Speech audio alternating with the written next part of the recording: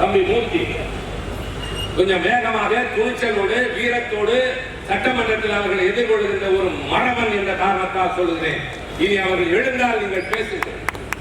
நாங்கள் இஸ்லாமியர்களுக்கு ஆதரவு என்று சொன்னால் நீங்கள் அங்கே என்ன செய்தீர்கள் என்று எங்களுக்கு தெரியும் என்று சொல்லுங்கள்.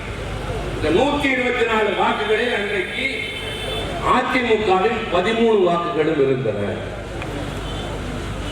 அந்த 13ஐ 124 இருந்து கழித்தால் 111. அந்த 13ஐ நம்மோடு கூட்டியிருந்தால் 112. ஒரு வாக்கு வித்தியாசத்தில் வெற்றி பெற்றிருப்போம்.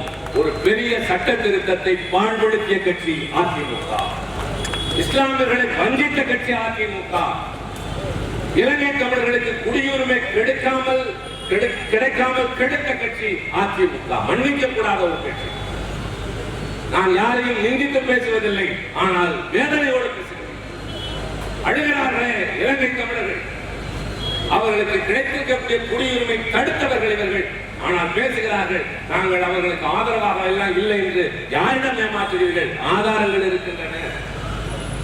ஆக அந்த கட்சி, ஒன்றியத்தில் ஆளுகின்ற கட்சி தெளிவாக திட்டமிட்டு ஒரு பிரிவினருக்கு எதிராக நடைபெறுகிறது.